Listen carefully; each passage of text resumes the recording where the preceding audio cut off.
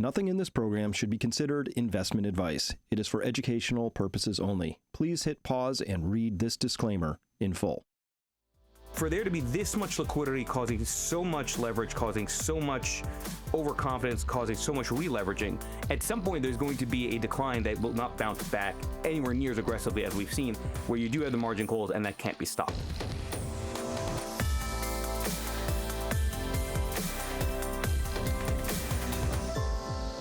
Hello, everyone, and welcome to this Finance U podcast. I'm your host, Dr. Chris Martinson, here today with Michael Gayed. Michael, welcome to the show. I always appreciate spending time with you, and I'm jealous that you have a farm. Well, we can talk about maybe why I think there's more people are getting jealous, because the vibe is out there, and we are going to talk about that. And it's, well, how effed are we? I can't say that on YouTube. But Michael, let me introduce you real quickly here. We were talking with Michael Gayed. He's well, this is who he is. He's got a big following over on Twitter, on X, 760,000 followers, rounding up very slightly. He is also the author of the Lead Lag Report.substack.com over on Substack. And I follow that, and it's a very, very good Substack. And as well, the author of Intermarket Analysis and Investing. And Michael, let's start here. Look at you in your T-shirt. That's last time I interviewed you, you were not looking that ripped. I'm just going to be blunt. Yeah, I was definitely at my thinnest. And just to clarify, that was my father's book. I just republished it and put a forward on it. But yeah, no, I think I bulked up nicely in the last year or so. You know, I'm going to the gym as much as I can. I need to do farming to get my biceps ripped and all that, like you. But you know, that's on the list. Yeah, it's there's high intensity workouts and there's just farm intensity workouts. Right, it's one whole rung up the ladder. It is. Just this morning I had a cow out. I had to chase back in. That is sprinting and pretending I'm a cut horse. You know, real men are chased by cows is basically what you're saying. That's the real cardio going on right there. All right, so Michael, I do want to talk, I mean, obviously a lot going on in the world right now, even without everything going on in the Middle East. Yeah. We were already, I know you were tracking the same thing. It feels like we're kind of at the end of a macro credit cycle to me. Maybe, I know you and I talked about a credit event last time we talked. Yep. But let's just set the macro stage, even without any of the hoopla going on that may spike oil to 400 a barrel or anything else that could happen. Where are we in our credit cycle? What's the story? The story is a tale of two cities. I think it's probably the best way to define that story. Look, it's I've been very public about this view, which has not panned out yet, but I think still is out there, that we're going to have some kind of a tail event, some kind of extreme dislocation, primarily because there's a disconnect between the message of credit spreads in the bond market, differential between junk and high quality paper, and the differential at the same time between small caps and large caps, small caps massively underperforming relative to large caps massively outperforming. Why is that disconnect important? Because small cap stocks, the majority of companies, candidly, post-COVID, have had a hard time trying to deal with higher for longer interest rates on razor thin operating margins. So there's been this sense among small cap investors that a lot of these companies may not make it as they roll over their debt into higher costs of capital. While credit spreads themselves are saying there's no default risk, small caps have clearly said there's default risk. So my entire thesis has been there's a disconnect in the message. One of them is going to prove to be right. I think it's probably small caps, meaning small caps suggesting there is credit strain out there, and that once junk debt gets the memo, then all hell breaks loose for a moment in time. So what I like to say to people is that it's not that I'm bearish on stocks, it's that I'm bullish on a credit event, because I think this divergence can't persist the way it has for as long as it has going forward. Now, Michael, I took a poll. You just had it up on your X feed this morning, which said, should the Fed raise rates or lower rates? I was in the minority. I said raise rates, and I did it because of another tweet that I saw earlier. Take us through this. We're looking for anybody just listening to this right now. Callum Thomas had put out the modeled Fed funds rate, which is a blue line, which is labor plus inflation model. I can't pretend to know what that model is, but going back to 1986, comparing it to the actual Fed funds rate, it does a pretty good job tracking and is wildly departed at this particular moment in time, suggesting rates ought to be higher, not lower. And I don't know the specifics of this model, but it's consistent with a lot of my own research. And I myself have made that argument on X. I had a pretty viral post. I said the Fed must raise rates to save the system. And that's not me being hyperbolic, although obviously I have a tendency to do that on Twitter/X because that gets engagement. The reality is that the Fed, when does the Fed historically lower rates, or why should they lower rates? They should lower rates because they're concerned around default risk. The Fed does not care about the S&P 500. The Fed cares about credit, right? And because that's what impacts the actual real economy, employment, so on and so forth. Okay. Credit spreads, going back to the earlier point about junk debt versus high quality paper, are very tight. The bond market does not see there any real risk of default risk systemically. Okay, which means that that financial conditions are too loose, which is odd because we just went through the fastest rate hike cycle in history, and yet the bond market is still saying there's too much liquidity out there. Now, you can argue that makes some sense because of everything Yellen did with a lag on the Treasury side, putting liquidity in as the Fed was trying to take it out, stealth quantitative easing following the 2023 regional bank crisis.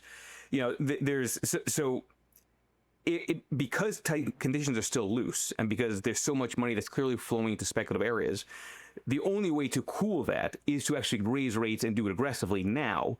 Because if you don't do it now, the Fed's going to be stuck in the same situation it was stuck in post-COVID, which is it then has to play catch-up against a runaway dynamic, right? So as much as there are calls to lower rates, I think all evidence says quite the opposite. I think they should raise rates. And by the way, I think the bond market is telling them they should raise rates because look at what's happening to yields on the long end. The markets are unraveling and the stakes could not be higher. If you're relying on passive strategies or so-called diversification, or perhaps using an advisor who was, I don't know, maybe in elementary school during the great financial crisis, you could be on a collision course with staggering portfolio losses. Peak Financial Investing is your lifeline. We handpick wealth managers who will actively manage your portfolio with proven, market-savvy strategies, not the tired modern portfolio theory that could crumble under pressure.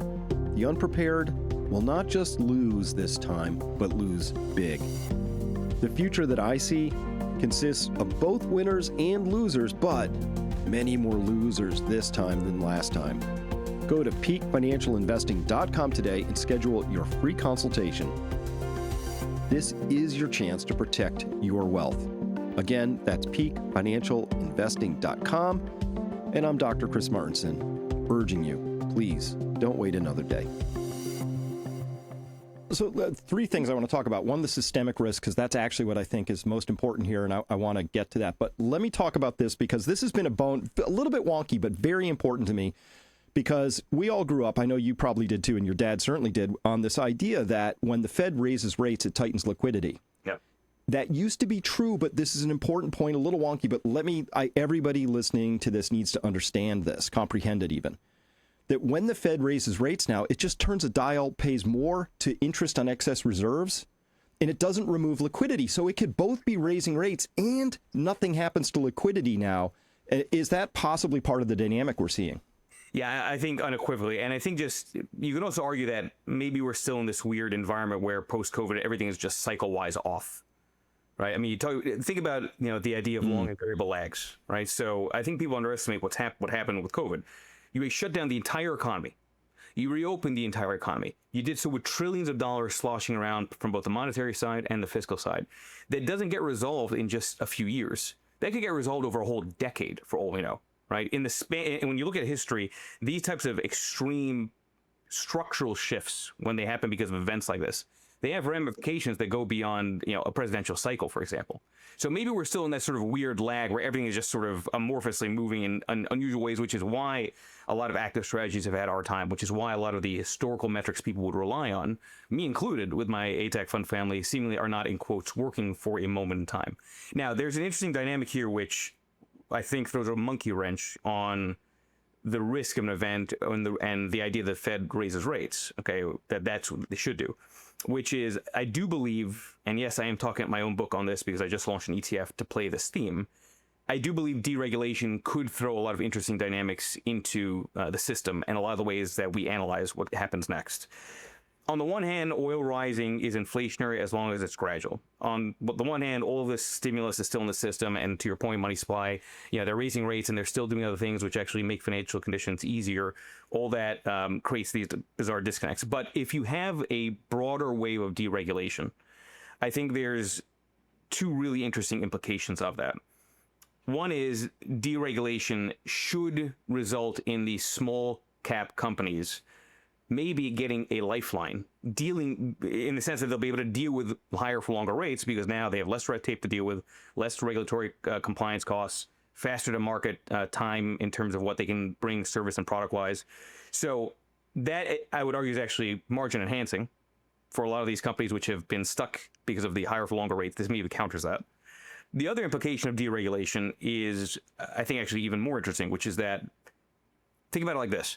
What sector of the stock market is the most regulated? It's utilities.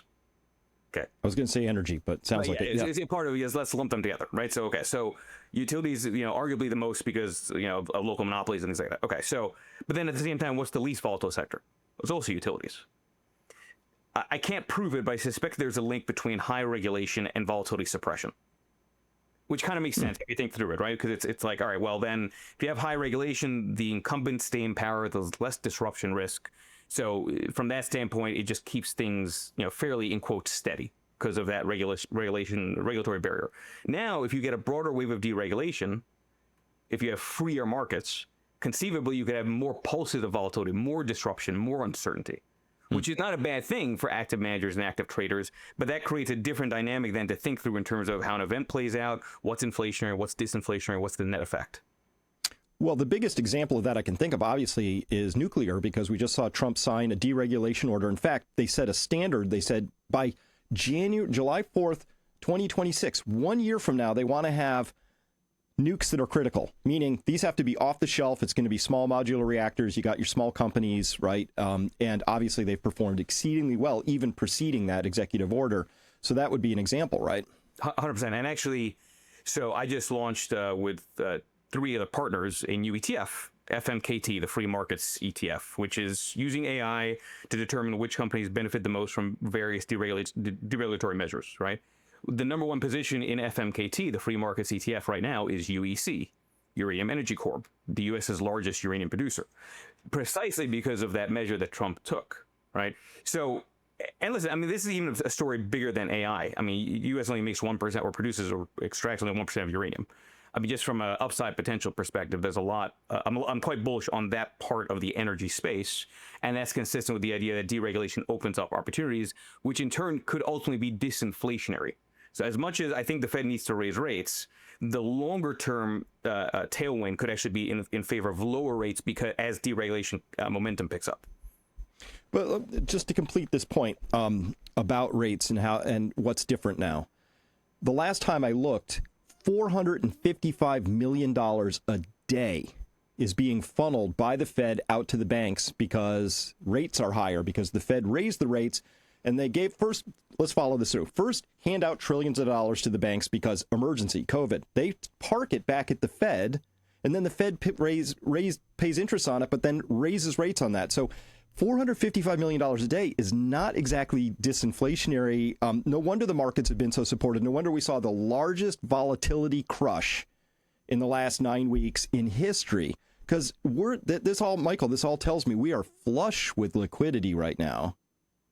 Not the opposite. Which actually I would argue should scare the shit out of everybody.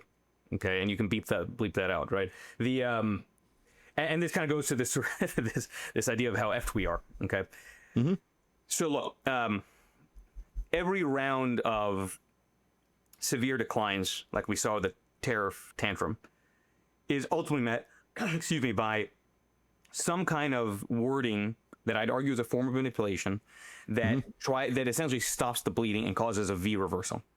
Okay, now on that Wednesday, which was the low, I was actually on a cruise, and I posted. I was with the futures were down 1,500 points on the Dow, and I said, "You're about to see the biggest intraday turnaround for the stock market in history. This is the day of the low." Right, that complete V, and I explicitly said, the prior Monday there was a rumor that the White House said we're going to pause tariffs for 90 days. The White House said we never said that, and if you remember that Monday when that rumor came out, the Nasdaq was up like 10% intraday within minutes. Then came back down as they denied the rumor. And I made the argument on X that Wednesday, when I was on that cruise, they were floating the balloon. They were trying to see what the market's reaction would be if they paused tariffs. That was the ammunition they needed to stop what I believe that week would have been a cascade of margin calls. Okay, that week was the low. It was actually a very dangerous week. It had the administration not stopped that selling pressure, I think would have resulted in an '08 type moment. I even said that's the Hank Paulson moment because everyone was leveraged like crazy prior to the tariff tantrum. And margin calls happened with a delay. Okay, so they basically said we're going to pause tariffs. Market ripped. Everyone started then not having to worry about selling. And if anything, they doubled down. Then they started going more on the retail side into leverage funds. Now here's my point in saying all this as far as being scared about liquidity. Every single major dip is bought, not just by retail, but leverage retail, like very aggressively bought, high conviction, which means every single round lower results in even more margin going into the system. Result in even more risk-seeking behavior because, hey, it worked last time. Let me double down. And then it goes down. Let me triple down. Then it goes down. Let me do zero DT. Right. So it's like you end up having this escalation of commitment and leverage. And I do believe that, and I've said this many times before, all that creates a sense of overconfidence. Like if you're right every time as a retail investor to buy every single dip, it creates overconfidence. You feel like you're unstoppable. It's like you know how to time the market. So do so with leverage. Well, guess what? Overconfidence leads to leverage, and leverage is always the precursor to a market crash. It's like the one commonality in every single market crash in history is that the condition that surrounds it is leverage. What causes the crash is the deleverage and the margin call, which causes the speed of the forced sale. It's literally like a mechanical dynamic. So for there to be this much liquidity causing so much leverage, causing so much overconfidence, causing so much re-leveraging, at some point there's going to be a decline that will not bounce back anywhere near as aggressively as we've seen, where you do have the margin calls and that can't be stopped. At least not initially, not easily. Mm-hmm. So now I want to get to the important part of this conversation, which is the word systemic. Yep. You mentioned the Fed doesn't really care about the S&P 500. I think they pay attention to it. Let's be absolutely clear. They don't care about stable pricing and full employment. That's for the plebes. What they care about is the system, right? And so if you look at, like right now, if anybody wanted to look at, say, the piping and plumbing of Wall Street, right? Now we've got these OTC things. We've got the derivatives. Of course, you have all the clearing houses, your DTCs, your seeding companies. You got all your brokers. You got all these networks. It's all this piping and plumbing.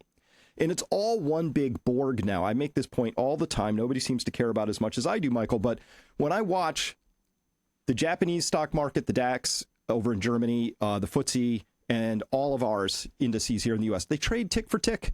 Perfect lockstep. It's like one Borg. It's a hive mind entity. It's like this global thing. Like, why should Japanese stocks be ticking up at 2 a.m. in the morning their time because some news came out that wiggled our small caps over here? It just does. So my hypothesis is that we have this global Borg now, and the Fed is not just responsible for making sure that the U.S. markets are liquefied, but it's kind of it's a family affair. I think they've mission creep, right? The camel's fully under the tent, and now they're responsible for every wiggle and jiggle. And as we back up and look at that, though, I note that the fingers of instability grow because the leverage gets higher, the risk-seeking behavior grows, everybody's conditioned to get way over on one side of the boat. And so now, when you say a credit event, please spell out what that means and be as non-euphemistic as you want to. Okay, a credit event is no different than saying a significant VIX spike. That's all it is. So there's a quantitative aspect to what a credit event is. A credit event means you end up having default risk getting priced into highly levered borrowers because suddenly the lenders of capital to those borrowers are worried about their ability to pay back their loans. So they need to get more yield to compensate for that risk that they may not get back their money, right? So it's a risk premium. Okay. Historically, if you were to track the VIX index, which is for equities, relative to credit spreads, the differential between high quality and junk, which is basically a way of perceiving the bond market's perception around bankruptcy risk for these companies, it's a very tight relationship, meaning if you have a VIX spike, you see credit spreads widen. So volatility in equities is typically, I say typically for a reason, seen as increased bankruptcy risk for the real economy, which is why people think the Fed cares about the S&P. Okay, they think the Fed cares about the S&P, but they're misunderstanding that It's really about the volatility transmission mechanism in terms of bankruptcy perception in the bond market that the Fed then responds to, right? And that's why they come in and liquefy. Okay, the issue there is really from 2022 up until recently, this divergence has gotten wider. Meaning you have these VIX spikes, small or I'd argue you started seeing the behavior kind of kick back with the reverse carry trade August 3rd, August 5th last year, which we can touch on. But you have this tremendous divergence now between VIX movement and credit spreads not responding. A credit event would suggest you have a convergence of the historical relationship, meaning VIX spikes, junk debt falls off hard and very aggressively. Default risk gets priced in. That's when you end up having some real effects on the actual economy. And that's when, with a lag, the Fed would step in. But you hadn't seen that because of all these distortions and all these shenanigans that are happening on the monetary supply side that I think are creating this dislocation of messages between small caps and junk debt. Well, I mean, listen, one end of a credit event is, okay, some risk gets repriced and some people take some losses. On the other end of that, it's so bad, you have your Lehman moment. Nobody knows if party A can pay party B, so party C doesn't get paid, and you get that freezing. I think that's what the Fed really is most scared of, is a freezing of the piping of the system, because if that happens, all sorts of things break very, very rapidly. So they have to keep the system working. But if all of a sudden we find out the OTC market for credit spreads and derivatives, right, credit default swaps suddenly freezes because they don't have enough, in margin, what does the Fed really do there? Well, that's what every single central bank does, which is panic, and then cause some coordination, right? Like we saw in November of 2011, with the summer crash and the Eurozone crisis. And then that November before Thanksgiving, they coordinated and opened up swap lines, right? They got a massive coordination from that standpoint. But let's touch on something you just mentioned, which is important. I've obviously been wrong on a credit event. I was right for a moment in time in the reverse carry trade, which I thought would be, Japan would be the catalyst for it. For 2 days, everyone gave me a high five, and then everyone forgot about it. Still, I think it's out there, right? But ask yourself, why is it that gold is doing as well as it is? Since 2023, since the end of 2023, which is when, in my original thesis, I said I thought that a credit event would happen at the end of that year, which didn't occur, but gold started taking off as if it's sensing that something is coming. Because what is gold? Gold is the ultimate counterparty hedge. I'd argue, just like Bitcoin, it's a counterparty hedge. I don't believe it's an inflation hedge. I don't believe it's a store of value. We can debate the definitions. I do believe it is a counterparty hedge, which is why historically gold does well during credit crises, because you don't have to worry about a counterparty paying you back. You got gold, you got the collateral, right? So I don't know why nobody's asking themselves, why is it that gold has done as well as it? What is gold sensing about the financial system? And I think it's that gold is sensing that a credit event and credit risk is real, right? It's just that the credit markets themselves have not gotten the memo yet because of all these lag distortions. I would agree with you. I chase it back to that fateful decision in February of 2022 where the Biden administration weaponized the dollar and said, we're going to freeze Russia's sovereign reserves. And ever since then, the United States dollar has been desovereigning as a reserve, slowly, but surely. To me, you want to know, if somebody asks me, when did I know 2008, was finally the thing, right? Looking at it now, it probably should have been Bear Stearns when they broke their money market fund. But I was a little later to that game. It was a different event for me. Yeah. This time, where was my event where something happened in gold? It was in April. We had somebody stepped up, bought 45,635 contracts on COMEX and took delivery on the front month in a single day, $11 billion at that price at that time. Somebody said, I need gold. Yep. I've never seen anything like that. People sort of looked at it, forgot about it. The news cycle's like 8 minutes long now. But I just looked at that and I thought, Michael, I was like, that's a whale. That is somebody big saying, I need to know that this money is safe. Yep.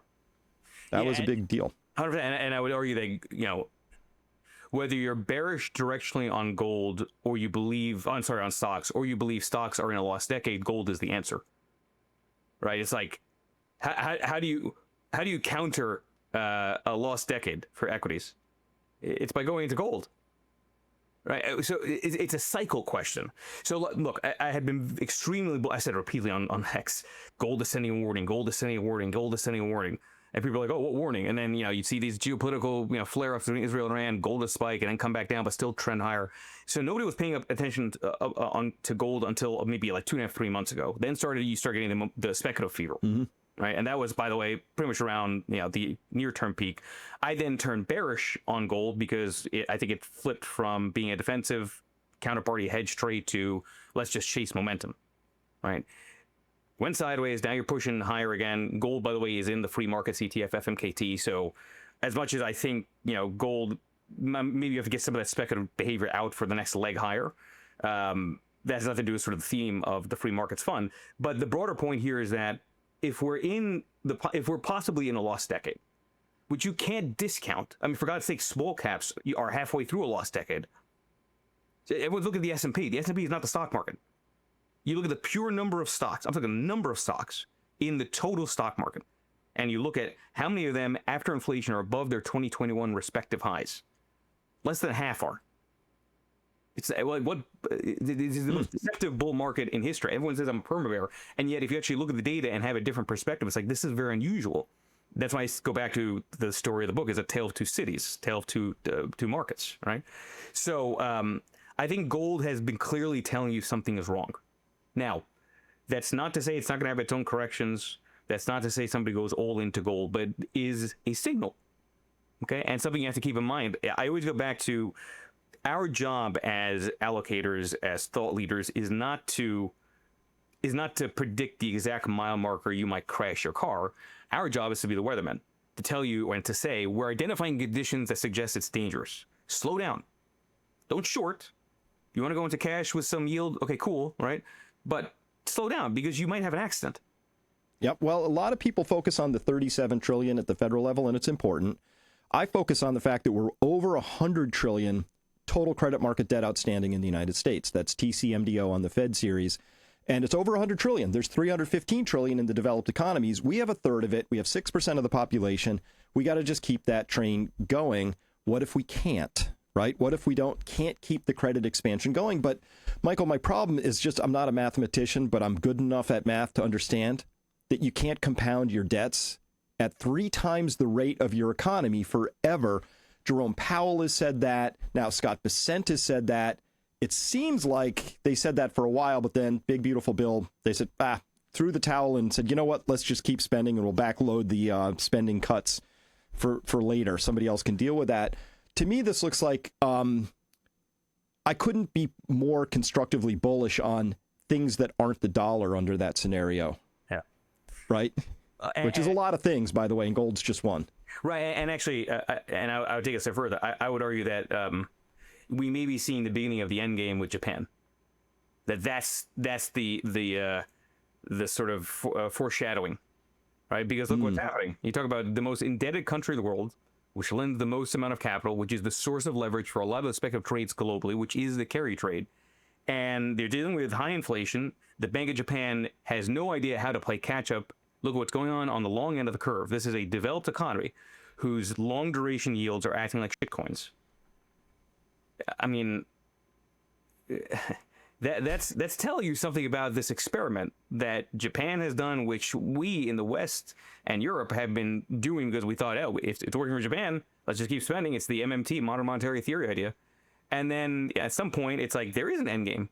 And the issue there is that the more that Japan's bond market goes unhinged, the less options the Bank of Japan has. Right? It's not like, okay, so they raise rates. Okay, they raise rates, but then they're going to absolutely destroy their banking system. They're going to cause the reverse carry trade to accelerate because now the yen is going to get propped up by that. Okay, and that causes repatriation of leveraged yen that's everywhere else in the world suddenly having to cover, that short basically on their currency. And meanwhile, the population is old. There's more diapers for older people than for babies, right? And they can't deal with the inflation. Like it's not some game for the Japanese people. It's not, it's somebody said to me on X, and I love the quote. I don't know if he stole it from somebody else, but I'm going to steal it from him. It said something along the lines of, stock market crash can cause a recession. A bond market crash can cause a revolution. I know that sounds dramatic, but like it actually historically there's validity to that. And I do worry, which goes back to how effed we are. I do worry if Japan is what's happening in Japan is a model for what's coming soon to a theater near you when it comes to the U.S. And that has all kinds of very ugly ramifications. I don't care what anybody's technical charts tell you. And that's like endgame type shit. Well, it is, and I've long thought that Japan is the dark horse for, the apocalypse, right? So, and for reasons you just mentioned, right? Aging population, the economy honestly should be shrinking in support of its population, but instead the Bank of Japan has been doing the crazy central banker thing, which is we just have to keep all our debt aggregates growing, right? And so that's central banking in a debt-based monetary system. I get it. But we saw this, maybe you can shed some light on this. This really, I didn't understand because Japan has been, the Bank of Japan has been the bond market for decades. All of a sudden they start backing away from that. Why? It had been working all that time. Why not just keep going? Because the issue is there comes a point where all of the monetary inflation no longer just finds its way into the market. It finds its way to the real economy. The spillover finally occurred. Okay, so let's go back to the U.S. with QE3, quantitative easing 3, Operation Twist, 2012, 2013 time period. Everybody back then was screaming hyperinflation for the U.S. It's like the Fed is now going to be, when there was no clear reason for them to do it, going to be monetizing more, buying up treasuries, quantitative easing 3 out on this unprecedented monetary experiment, and everyone thought it was going to cause inflation in the economy, and yet you didn't have it. You had this period of disinflation for pretty much a decade. Now, why is that? Because the inflation that would otherwise would have gone to the economy went into the stock market. Bingo. Right? Now, you're at a point where it's like, well, now there's spillover, okay, that goes into the economy. As it no longer can find its way into the stock market, it goes into other parts of the real system. And that is the problem. This is why they can't just keep on kicking the can down the road. If that liquidity is no longer funneled to just asset markets and goes into other aspects of the way that we live our lives, and that then becomes downward sticky. Good luck. Now you have no choice but to aggressively raise rates to try to reverse that, which in turn then must cause a breakdown in asset prices. For a moment in time, I'm not arguing that stocks stay down or that asset prices stay down, but that's how you have to clean out all this excess liquidity, which is finding its way into very undesirable places for the majority of the people, which really can't afford it to deal with that. Well, those imbalances build up over time, right? Like dead wood in a forest. And the Fed has been very clear about this. They are Smokey the Bear. No fires shall be started, right? And we haven't had one of those Joseph Schumpeter, creative destruction clearing events. It feels to me like there's a lot of dead wood built up. I've been tracking this for a long time. How many zombie companies are out there in the small caps? It's like something ridiculous, like 1 in 6, meaning they're operating income can't cover their interest payments, so they have to continue to roll debt on an ongoing basis. And here we are. It's very unsustainable. Why is the Fed so afraid of allowing a correction to happen? Well, and again, the only counter there is maybe deregulation becomes a counter force to that, but we'll see, right? I mean, that's, okay, all right. Just as a counter argument. But why does the Fed not want to see? Because there's a lot of reasons I think why they don't. I think you can make an argument that as a society we're soft. Okay, nobody wants to take pain anymore, right? Which is problematic. I mean, I'm a big David Goggins fan. I think if you had more of that in a society, right, just take the pain and suffer, and you're gonna be better off. They have friction, you're gonna grow. Then as a society, we'd be much better off, and we having a real robust economy. But I think the simplest answer is the right one. The reason the Fed doesn't want to break stocks is because, again, the starting point of leverage is so high. Because every time the market dips, there's a re-leveraging which is even greater than the prior dip. So the starting point of the decline, in terms of how levered you are, it becomes ever higher, which means any kind of a breakdown almost instantaneously creates a margin call, right? Even with a very small amount. I do believe this is exactly the problem that the Federal Reserve has. How do you try to take the air out of the inflation side? How do you take the air out of equities when every time you try to do that, the speed is so aggressive because of the re-leveraging effect from buying the dip every other prior juncture? The only way to do is just let it free fall. Right, and nobody wants to see that. You'll have every single politician screaming to Powell. Yeah, where's the bottom? Where's the bottom? Yeah. It's over, right? They always scream the same stuff. It's always an emergency. I get it.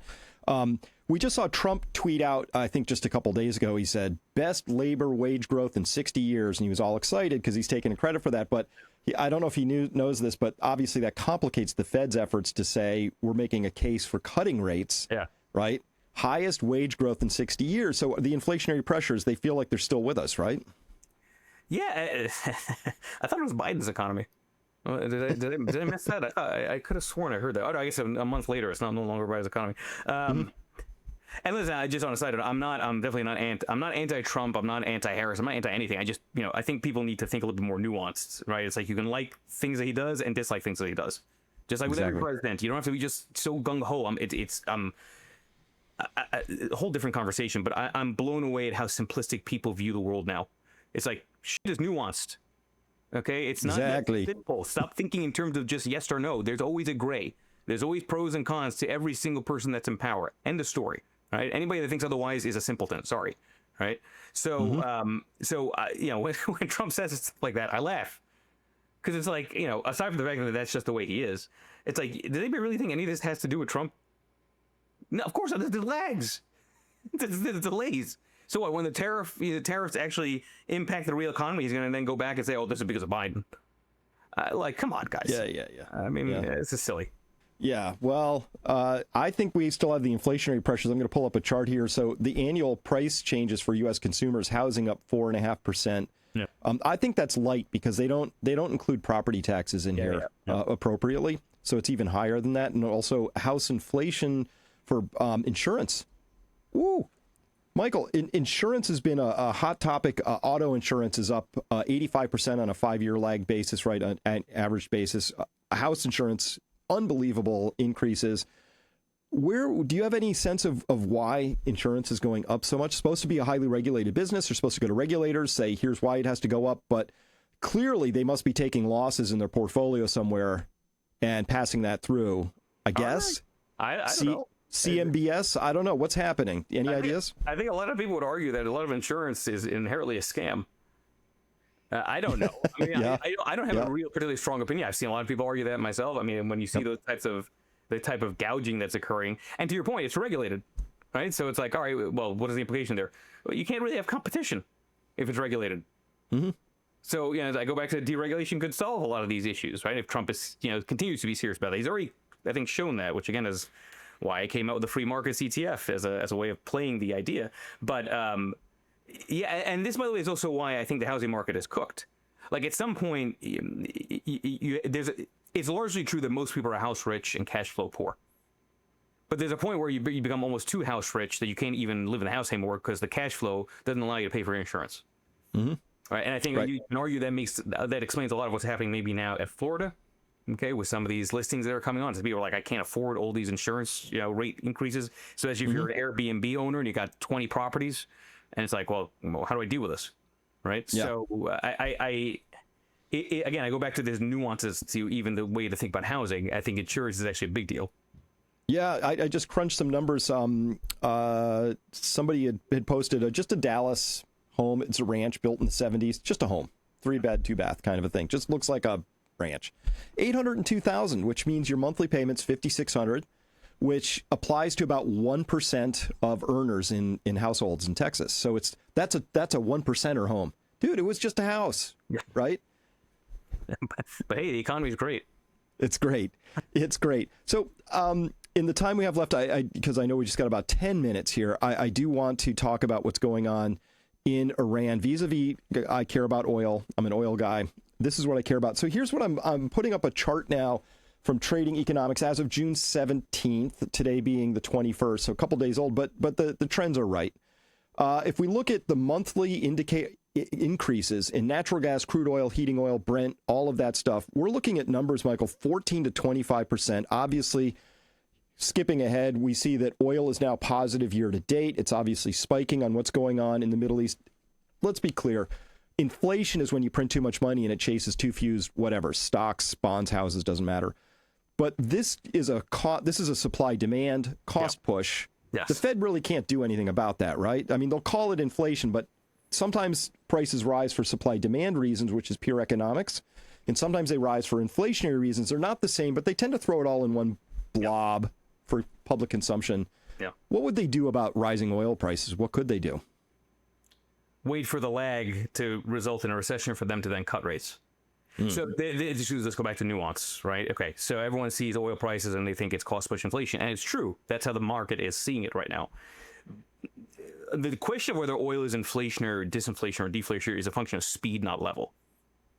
So, so when we talk about cost push inflation, let's talk about the mechanics of that. Cost push inflation means the price of oil filters down into the price of goods and services. Okay, what's not ever addressed in people that make that argument is, well, how long does it take for companies to respond and actually push that price down for it to be seen on the shelves? Right? There's a lag there, right? So it's not like they just suddenly raise prices overnight based on oil ticking up, $10 a barrel. Okay, so if oil is gradual and you can model it out as a company, you can then start to plan those price increases in the actual price of your goods and services in the actual economy. If the price of oil spikes and it's too quick for you to respond to pass down that price, now your margins get crushed because you don't have the time to charge more for the higher oil price because it happens so suddenly. Right? So, and this is why historically these oil spikes with a lag then cause recessions, right? Because it impacts the margins so aggressively that suddenly there have to be layoffs. So, which then becomes disinflationary, deflationary. So, going back to your question of the Fed can't do anything really about the price rise. Maybe the administration can do certain things on the Strategic Petroleum Reserve, or they can do other deregulation measures to get more oil out of the ground faster, whatever it is. But the reality is the only thing the Fed can do is wait. In the event that it spikes, you then have the lag, it causes a recession, and they have to cut. Right, but the oil inflation, I actually think oil, if war continues like this and oil continues to spike like this between Israel and Iran, I think there's a non-zero probability that it's going to be extremely bullish for long duration treasuries. Okay, because I think that becomes more of an, which sounds counterintuitive, but I think that becomes sort of the tell that that's a deflation shock, not an inflation one.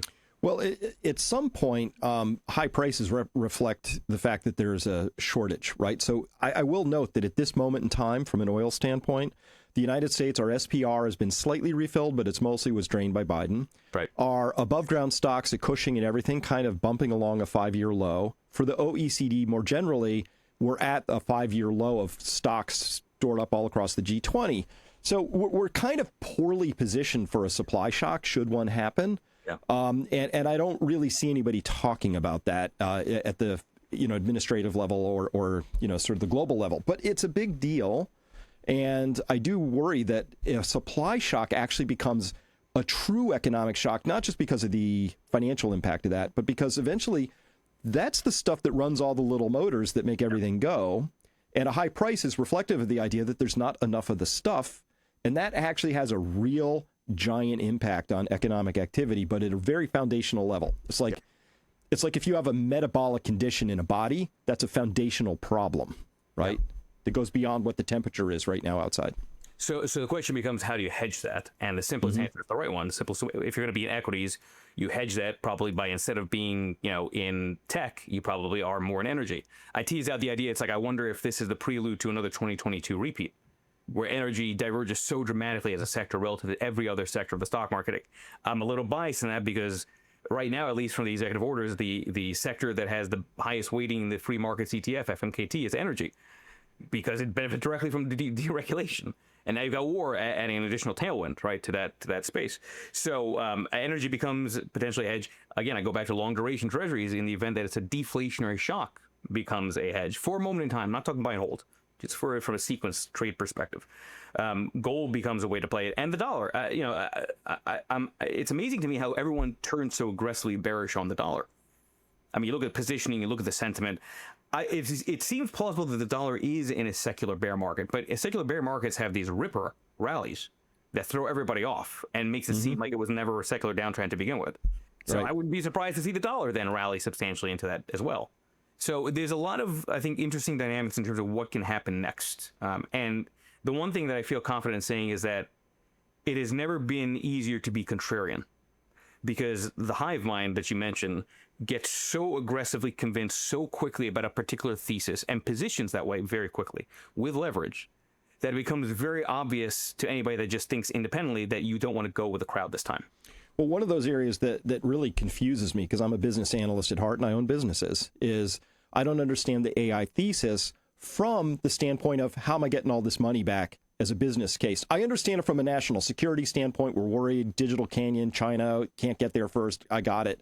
But unless the government's secretly funneling some SFAS 56, hidden money to support that, I just look at this and I say, wow, very easy to predict. We're going to have energy shortfalls. We're going to have grid instability show up because they are slapping these things in the data centers so fast that sometimes they just don't have a plan for how they're going to support that with grid. So 2.2 gigawatt gas-fired plant for the Meta installation down in Louisiana, hooked directly up to a gas field, on and on.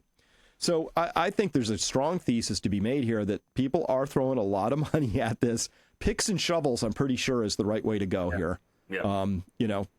And less certain is who the winner is going to be at the back end of that from a tech standpoint, as usual. And the cycle repeats, just with more amplification and shorter time frames. That's all it is. Yeah. Great. Well, we're at the end of our time here, Michael. Last words. What do you got? We're fine. I thought we should bleep that out too. No, and which by the way is kind of, again, it's kind of a calling card that's comedic, but I do kind of, I don't know how, I really sometimes I wonder. I put on this post. I wonder if we are actually all dead post COVID, and this is some weird afterlife, parallel universe. Yeah, it's like the last season of Lost, right, where everyone's finally realized, right, it's like they're in some purgatory, because it's I feel like we've everyone's lost their minds. We went from tariffs to Trump's on the Epstein list and Musk making a whole fight about that, to now they're buddies again, to now war in the span of 2 months. What? Yeah. Can we take a step back and just be can we actually have an attention span that lasts longer than 6 seconds, and actually think about how crazy this all seems, almost not real? Mm-hmm. I'm in complete agreement. I blame the shots. I don't know. So something caused people to get brain fog, but it's or we've weaponized the social media beyond our capability to absorb. I don't know what it is, but I agree with you. It's very uncertain, which is why I have a farm. So which is I want, when I grow up, I want to be like you. Well, fantastic. Likewise, and in return. So, Michael, thank you so much for your time today. Really appreciate it, and keep going. So, leadlagreport.substack.com. Also, Michael Gayed, Gayed, over on X. Lead Lag Report there as well. So, thanks, and let's do this again. And free markets ETF, FMKT. And I know you love energy. You should love that fund. That just launched. FMKT. I'm going to have to look into that, to be honest. I haven't seen what's in there, but I like to, dig in and figure out what the holdings are. No, all right, I'll take a look. I will take a look. All right. Until next time. Thanks, Michael.